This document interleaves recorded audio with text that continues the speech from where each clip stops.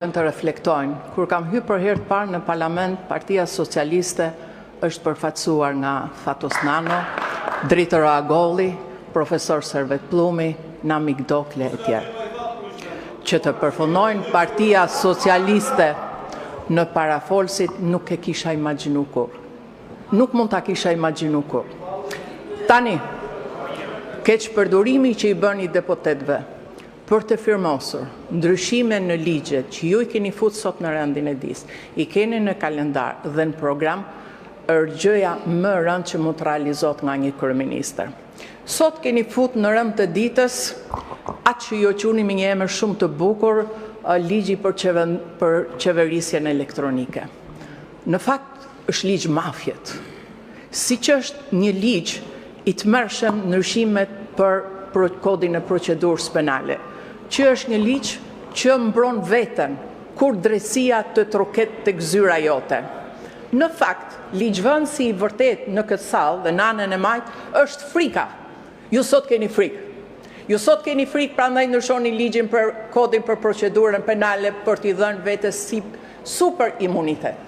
Ju sot keni frikë sepse ndryshoni ligjin për akshin për të justifikuar praktikat korruptive të mëparshme duke menduar se ato do të bëhen të ligjme.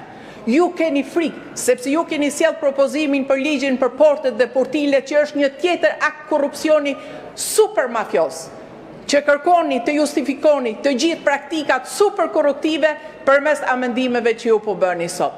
Dhe përveç këtyre, keni amendime të tjera, qoftë për parqet e Duranës, që kërkoni edhe një herë se nuk keni ngopur akoma, që të merrni pa taksa, pa dogana, të gjithë klientelët tuaj. Kjo ortakëri me krimin në formën më mafioze është gjëja më e paimagjinueshme në një shtet që presupozohej që do të kishte transparencë, do të heq transparencën, që presupozohej se do të kishte garë, po ka zhduk konkurrencën.